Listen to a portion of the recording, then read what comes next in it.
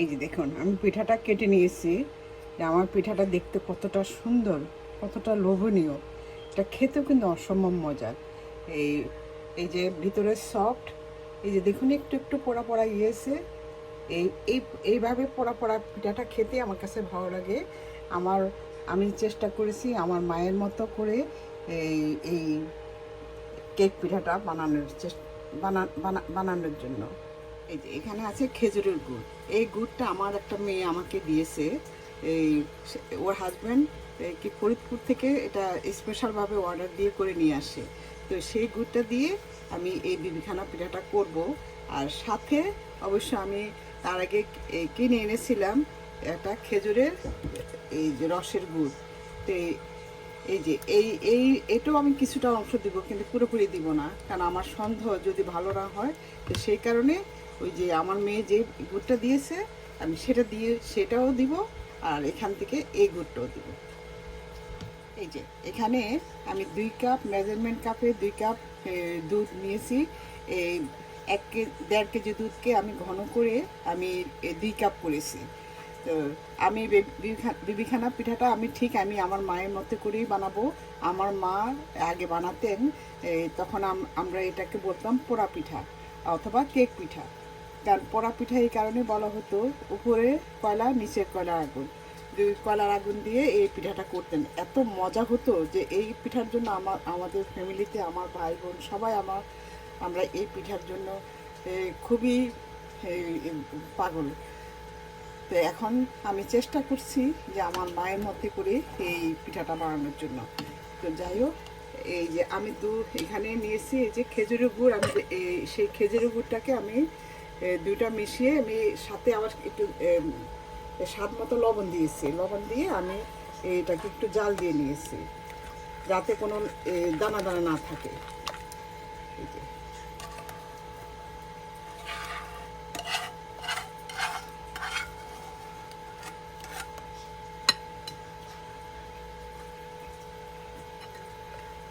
কারণ কেনা যে গুড়টা সেটা কতটুকু একটু সামান্য টক টক মনে হচ্ছে। তারপর যাই হোক, আমি সাথে চিনি দিয়েছি যাতে এই টক টক ভাবটা যেন না থাকে, সামান্য।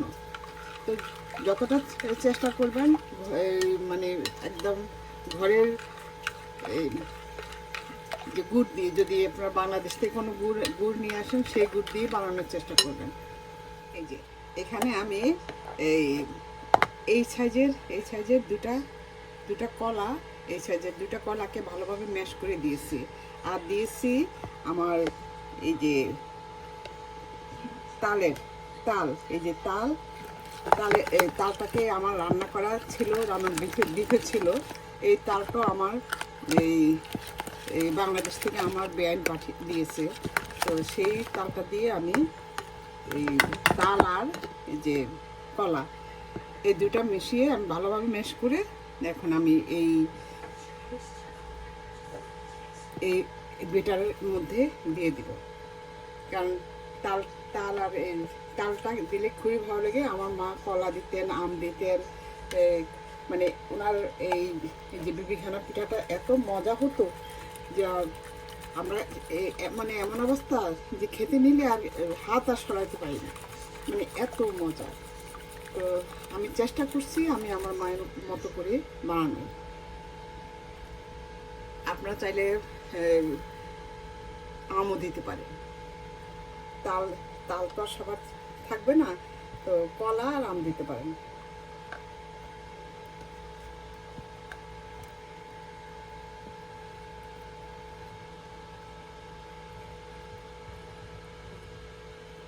এই যে দেখুন আমার এটা মিশানো হয়ে গেছে। এই যে দেখুন কতটা স্মুথ।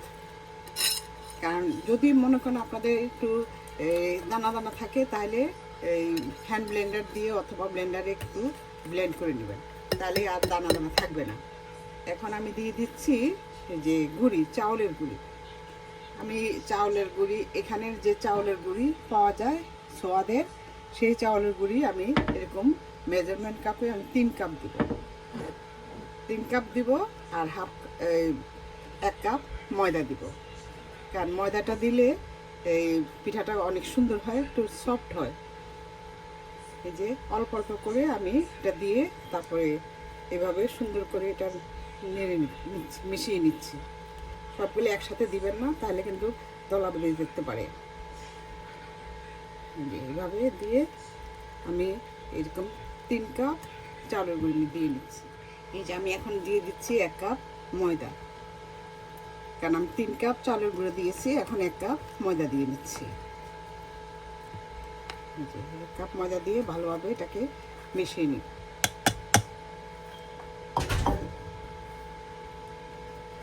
আর দিচ্ছি ঘি। এই ঘিটা কিন্তু এটার জন্য অনেক প্রয়োজনীয়, এটা কিন্তু স্কিপ করা যাবে না। আমি এখানে 3 টেবিল চামচ ঘি দিয়ে নিয়েছি। যে এখন ভালোভাবে মিশিয়ে নিব। এই যে এখন আমি এই যে হাফ কাপ দুধ, এই যে হাফ কাপ দুধ অল্প অল্প করে দিয়ে এই ডোটাকে একটু পাতলা করে নিচ্ছি, কারণ বেশি ঘন করলে কিন্তু আপনার পিঠাটা সুন্দর হবে না। এই যে আপনার নিজেরই বুঝবেন যে কতটুকু দুধ দিতে হবে, কতটুকু পাতলা করতে হবে। আমি একটু বেশি করে করছি, কারণ আমি এক জায়গায় নিয়ে যাব, সেই কারণে। আপনারা পরিমাণ যদি আরও কম করে করবেন, নিজেদের যদি প্রয়োজনে যখন করবেন তখন আরও কম করে করবেন। তো কম করে করতে গেলে তখন এই সব কিছু সেভাবে হিসাব করে দিবেন। এই যে আমি এখন সবটুকু দুধ দিয়ে দিচ্ছি।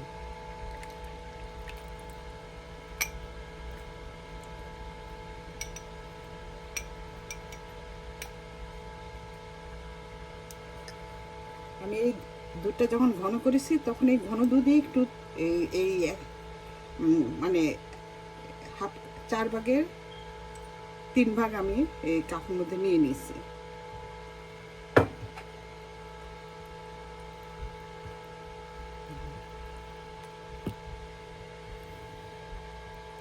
এখন সুন্দর করে মিশিয়ে নিচ্ছি। এই যে দেখুন আমার এটা একদম মেশানো হয়ে গিয়েছে। এখন আমি এই যে আমি নারকেল দিব। এই যে এখানে আমাদের এখানে এই যে এরকম কোরানো নারকেল পাওয়া যায়।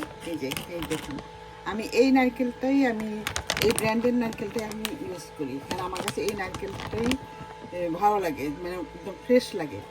মনে হয় যেন এখনই আমি এটা ফ্রেশ নারকেল থেকে কোরাই নিয়েছি। তো এই যে দেখুন, আমি আপনাদেরকে দেখিয়ে দিচ্ছি।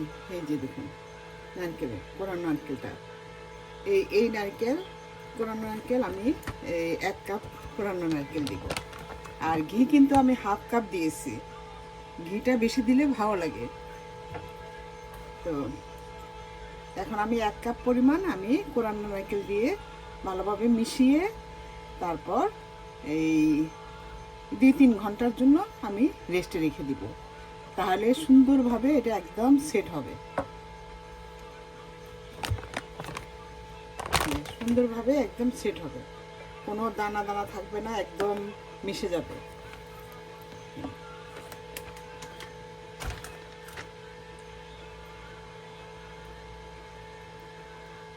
বিবিখানা পিঠা বানানোর জন্য আমি এখানে এরকম কেকের মল্ড নিয়েছি।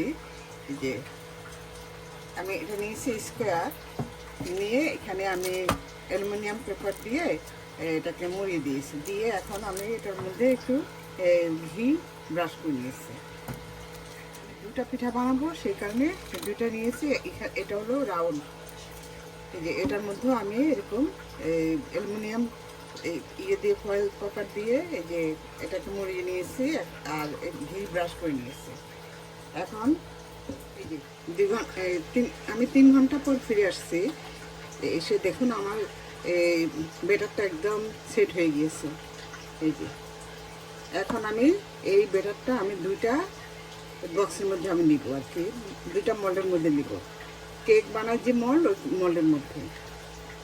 এই যে একটু ভালোভাবে এটাকে নেড়ে চেড়ে একটু ভালোভাবে মিশিয়ে নিচ্ছি। এরকম 2টা মল্ডের আমি এই ব্যাটারটা নিয়ে নিয়েছি। এই যে দেখুন, এখন আমি দুই চুলার মধ্যে দুইটা বসিয়ে দেবো। আগে থেকে আমি চুলার মধ্যে একটা কড়াই বসিয়ে দিয়েছি। এটার মধ্যে আমি একটা নিচের ভিতরে একটু পানি দিয়ে একটা রড দিয়ে বসিয়ে দিয়েছি। এখন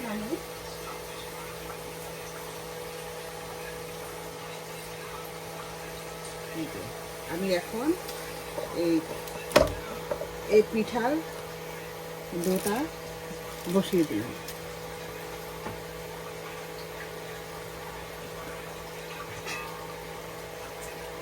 দিয়ে আমি এখন একটা সিলভারের ঢাকনা দিয়ে এটা এভাবে ঢেকে দিচ্ছি। দিয়ে আমি 40 মিনিট পরে আমি ফিরে আসবো। তো অপোজিট চুলার মধ্যেও আমি একই সিস্টেমে আরেকটা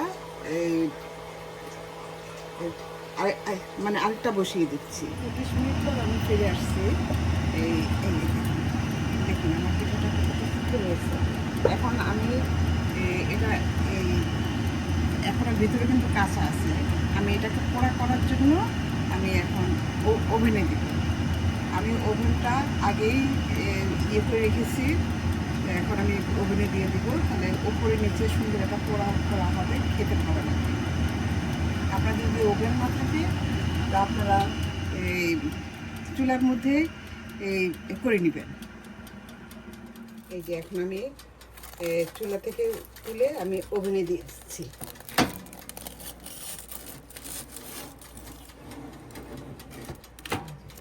এখন ওপরে নিচে সুন্দর একটা পোড়া পোড়া ভাব হবে, তারপরে বের করে নিয়ে আসবো। আমি এখানে ওভেনে আমি